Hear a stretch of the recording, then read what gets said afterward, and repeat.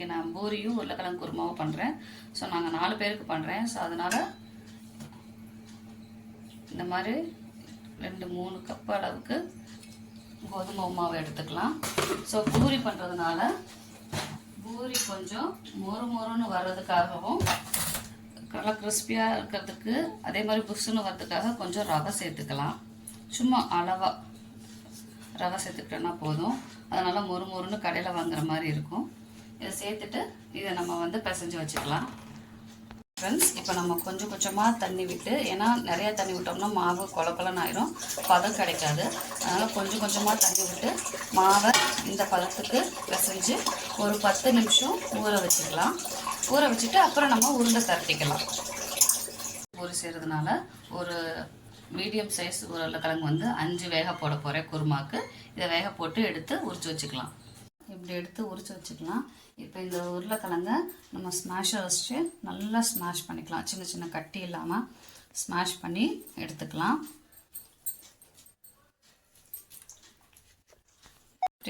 Smash பண்ணி நல்லா smash பண்ணி எடுத்து வச்சுக்கலாம். நெக்ஸ்ட்டு இதை ஒரு பக்கம் வச்சுக்கலாம். நெக்ஸ்ட்டு குருமாக்கு ஒரு பெரிய வெங்காயம், ஒரு தக்காளி, 2 பச்சை மிளகாய், 4 பூண்டு பல், 1 இஞ்சியை நம்ம கட் பண்ணிக்கலாம். ஸோ இப்போ நான் ஆல்ரெடி கட் பண்ணி இந்த மாதிரி வச்சுருக்கேன். ஒரு வெங்காயம், ஒரு தக்காளி, இஞ்சி பூண்டை சின்ன சின்னதாக பொடியாக நறுக்கி வச்சுருக்கேன். கருவேப்பிலை, பச்சை மிளகாய். இப்போ இதை குருமா வைக்கலாம். அப்புறம் ஒரு வடைச்சட்டியை வச்சுட்டு வடைச்சட்டி சூடாகட்டும். தண்ணி வடைச்சட்டியில் தான் தண்ணி இருந்தால் அந்த தண்ணி இதாக ட்ரை ஆகணும். ட்ரை ஆனதுக்கப்புறம் தான் எண்ணெய் ஊற்றணும். ஸோ அதனால் கொஞ்சம் நேரம் காயட்டும். தண்ணி காஞ்சதுக்கப்புறம் இப்போ ட்ரை ஆகிடுச்சு அந்த தண்ணி. ஸோ இப்போ என்ன பண்ணலான்னா எண்ணெய் ஊற்றிக்கலாம். தேவையான அளவு எண்ணெய். சில பேருக்கு தேங்காய் எண்ணெய் பிடிக்கும். தேங்காய் எண்ணெயும் ஊற்றி செஞ்சோன்னா, இந்த உருளைக்கிழங்கு குருமா விட்டு தேங்காய் எண்ணெய் ஊற்றி செஞ்சோம்னா நல்லா டேஸ்ட்டாக இருக்கும். ஸோ எண்ணெய் காயட்டும். எண்ணெய் காஞ்சதுக்கப்புறம் எப்பயுமே சில்வர் வடைச்சட்டியில் செஞ்சிங்கன்னா சிம்மில் வச்சே செய்யுங்க. ஏன்னா சில்வர் வடைச்சட்டி ஈஸியாக அடி பிடிக்க ஆரம்பிச்சிடும். ஸோ இப்போ என்ன பண்ணலாம், கடுகு உளுந்தம் பருப்பு போட்டாச்சு.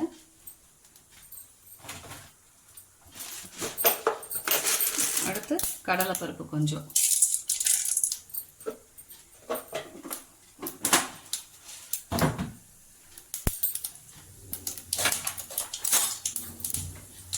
கடுகு உளுந்தம் பருப்பு பொரிஞ்சு வரப்போ இந்த இஞ்சியும் வெள்ளைப்பூடும் போட்டுக்கலாம். நம்ம உருளைக்கிழங்குங்கிறதுனால அது கேஸு, அதனால் நம்ம என்ன பண்ணிக்கிறோம், கொஞ்சம் பூண்டு சேர்த்து போட்டுக்கலாம். அதனால் 4 பல்லு பூண்டு போட்டேன். போட்டு வதக்கி விட்டுக்கலாம்.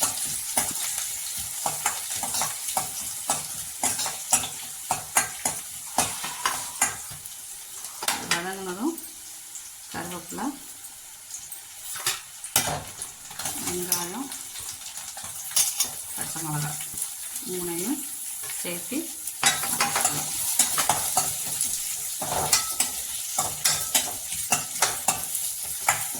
இதெல்லாம் போட்டதுக்கப்புறம் வேணால் கொஞ்சம் ஃப்ளேமை கொஞ்சம் அதிகம் பண்ணி வச்சுக்கலாம். பட் ஸ்டார்டிங்கில் எண்ணெய் போட்டு கடுகு உளுந்தம் பருப்பு பொரிக்கிறப்ப எப்பயுமே சிம்மில் வச்சுக்கலாம்.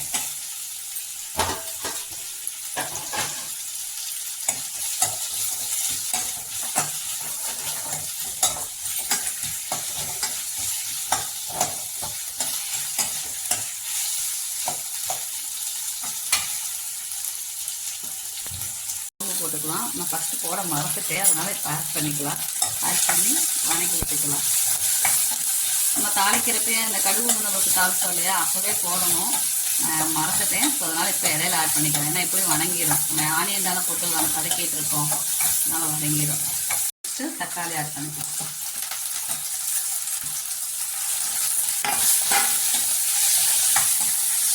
தக்காளி ஆட் பண்ணிட்டு நம்ம அதுக்கு தேவையான உப்பு சேர்த்துக்கலாம்.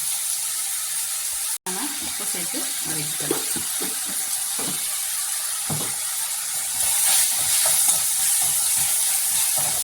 கொஞ்சம் மஞ்சள் சேர்த்துக்கலாம்.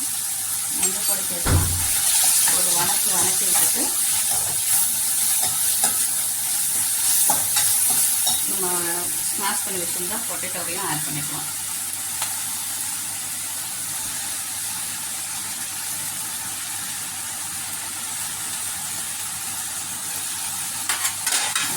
மிக்ஸ் பண்ணி விட்டுக்கலாம்.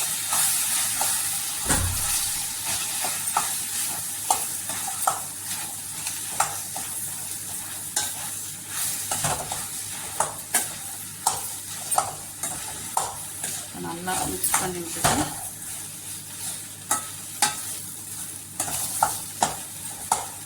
நமக்கு அளவான கொஞ்சம், ஏன்னா நான் இதில் எதுவுமே அரைச்சி ஊற்ற போகிறதில்ல, இது வெறும் மசால் தான் செய்ய போகிறேன், பூரி மசால். ஸோ அதனால் நம்ம அளவாக தண்ணி ஊற்றிக்கலாம்.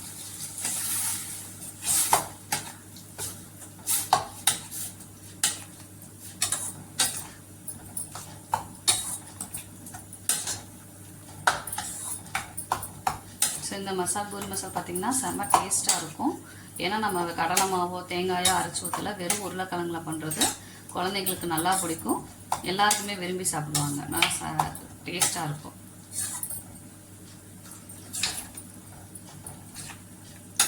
தண்ணியாக வேணுங்கிறவங்க கொஞ்சம் தண்ணியாக ஆட் பண்ணிக்கலாம், இல்லை கெட்டியாக வேணுங்கிறவங்க அப்படியே விட்டுட்டோன்னா, இந்த அளவு சேர்த்தோன்னா இது கொதிக்கிறப்ப அப்படியே கெட்டியாயிரும், கொஞ்சம் நல்லா கெட்டி பதத்துக்கு வந்துடும். கொதிச்சு வத்தவும் செஞ்சிருச்சு. ஸோ 5 மினிட்ஸ் அந்த மாதிரி வேக விட்டோம்னா போதும். ஸோ இப்போ நமக்கு குருமா ரெடி. இப்போது நம்ம பூரி சுடலாம். மாவை இப்படி சின்ன சின்ன உருண்டையாக உருட்டி வச்சுருக்கேன். சின்ன சின்ன உருண்டையாக உருட்டி வச்சுக்கலாம், பூரினால சின்ன சின்ன உருண்டையாக உருட்டி வச்சுருக்கேன். அடுத்து நம்ம தொட்டு தேய்க்கிறதுக்காக தனியாக கொஞ்சம் எண்ணெய் ஊற்றி வச்சுருக்கேன். இப்போது அடுப்பு பற்ற வச்சு கடாயை காய வச்சுட்டு, கடாயை காஞ்சதுக்கப்புறம் பூரி பொரிக்கிறதுக்கு எண்ணெய் ஊற்றிக்கலாம்.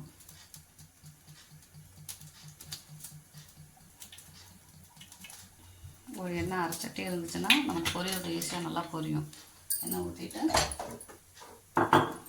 அடுத்து பூரிக்கலாம். ஒரு உருண்டை எடுத்துட்டு கொஞ்சம் எண்ணெயில் டிப் பண்ணிக்கலாம். ஆயிலில் டிப் பண்ணோன்னா அது தேய்க்கிறதுக்கு நல்லாயிருக்கும். ரொம்ப அழுத்தம் கொடுக்காம சாஃப்டாக ரெண்டு பக்கமும் சாஃப்டாக தேய்ச்சிக்கலாம். எண்ணெய் காயறதுக்கு முன்னாடி போட்டோன்னா பூரி புஷ்ஷுன்னு வராது. அதனால் எண்ணெய் காஞ்சிடுச்சா, நல்லா எண்ணெய் காஞ்சதுக்கப்புறம் பூரி போட்டுக்கலாம்.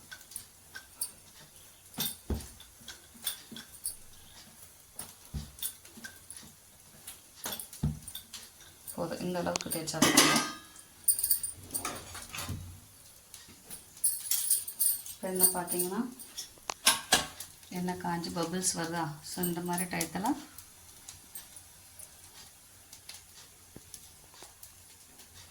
எண்ணெய் காஞ்சி பபிள்ஸ் வருது. ஸோ இப்போ நம்ம என்ன பண்ணிக்கலாம்னா பூரியை போட்டுக்கலாம்.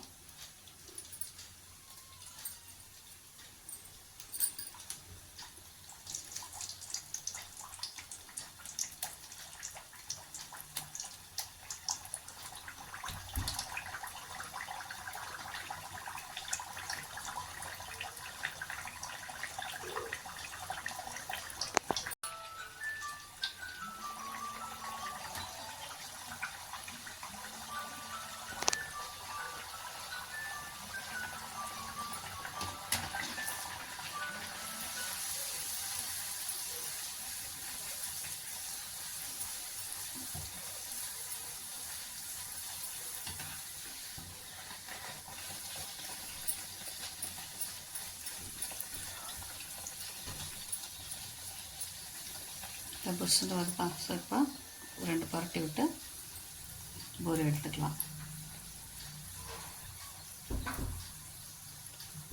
அந்த பபிள்ஸ் வர்றது அதுவாக அடங்கும் பூரி வெந்தனே. ஸோ அப்போ நம்ம பூரி எடுத்துக்கலாம்.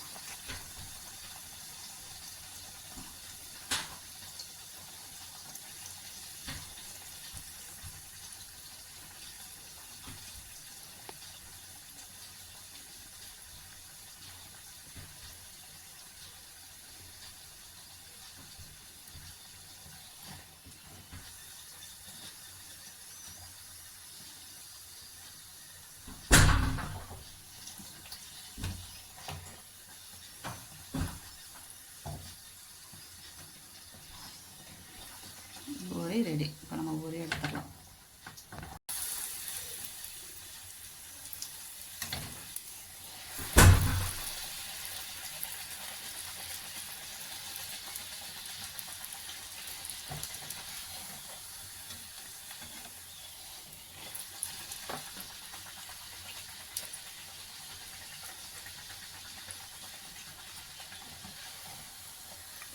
ஸோ பூரி சுட்டு எடுத்தாச்சு. இனி சர்வ் பண்ணிக்கலாம்.